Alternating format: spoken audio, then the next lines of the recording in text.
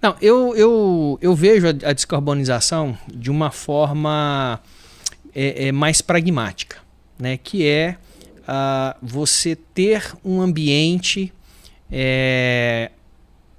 um meio ambiente ali adequado para uma vida com qualidade, né? E dentro desse aspecto, para mim, a material particulado disperso na atmosfera é até porque eu sou alérgico, é um problema para mim mais grave até do que a gente ficar discutindo gás carbônico, né, CO2, eu não sei.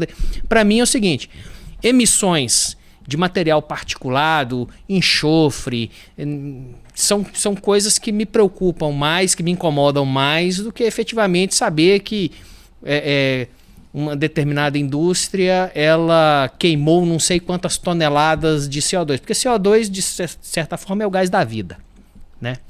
Então eu queria fazer aqui a provocação para o senhor o seguinte: por que no caso da mobilidade elétrica, se é que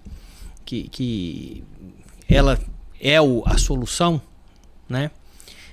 Por que não no transporte público? Né? E no caso, né, por que não por que a mobilidade elétrica e não talvez a gente aproveitando a tecnologia que a gente já domina, a logística que a gente já domina, por que não álcool?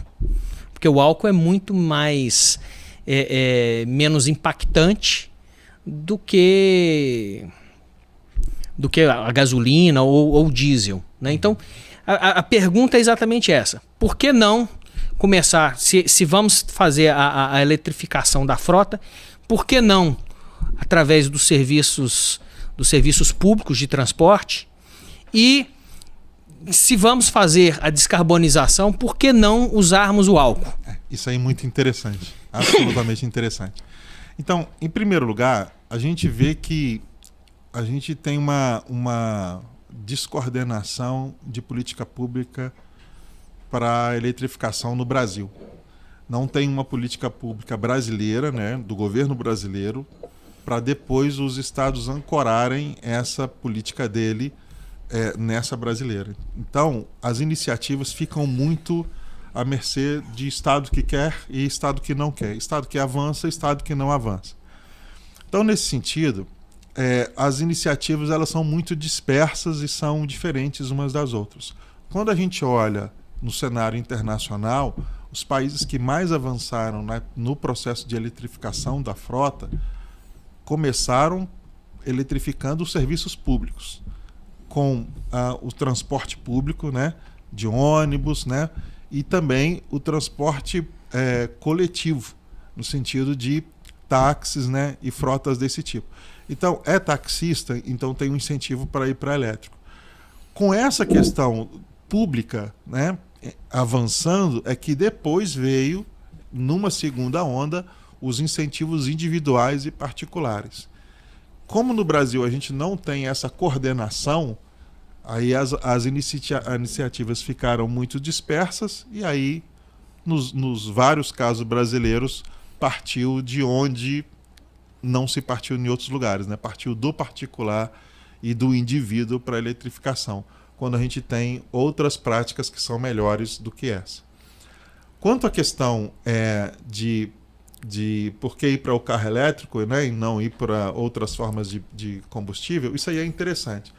A questão toda é que nós não temos hoje condições de fornecer para uma frota, por exemplo, de etanol, o mesmo volume que a gente tem condição de oferecer de energia. Se eu tenho que tirar um pouco do petróleo mesmo, o que eu tenho que colocar ali? Quando a gente pensa em outras questões alternativas, ou mesmo biodiesel, né?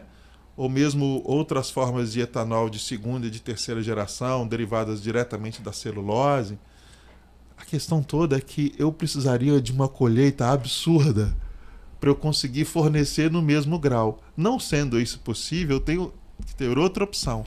E a opção que a gente tem é a questão elétrica. Então, assim, basta o operador nacional do sistema dizer assim: despacha aí, que a energia chega. Então eu tenho uma elasticidade de oferta não vejo dessa forma, até porque o setor de transporte, se você for olhar na matriz energética brasileira, o setor de transportes ele é cerca de 3 vezes mais o consumo energético do setor elétrico como um todo. O setor de transporte. O setor de transporte. Então, se você fosse pegar todo o setor de transporte e colocar ele dentro do setor elétrico, você teria que multiplicar toda a capacidade instalada do setor elétrico por 4. Isso. Por outro lado, Isso. no passado recente, a gente já teve uma produção de álcool que foi relevante. E que por questões geopolíticas isso foi, de certa forma, desestimulado através de restrições ambientais, a exportação, né, pelos países que viram nessa tecnologia que nós desenvolvemos um grande fator de ameaça. Né? Então, eu costumo sempre dizer, por que a gente quer ir para alguma coisa nova quando a gente já tem a solução pronta que vem do passado? Mas eu entendo que o professor falou é o seguinte, a gente tem uma quantidade de terra para plantação, para gerar álcool finita. Agora, por exemplo, se você for trabalhar com um veículo elétrico, você pode, por exemplo, usar a energia do sol, e o sol é praticamente infinito. E é só você comprar a sua placa solar, bota lá o seu carregador elétrico na sua casa, todo mundo pode ter o seu carregador elétrico, inclusive sem abastecer da rede, por exemplo. Ou seja, você não tem um obstáculo, você não tem um gargalo ali, que é o espaço físico. O que você coloca é o seguinte, se a gente eletrificasse toda a frota hoje, não tem energia para isso.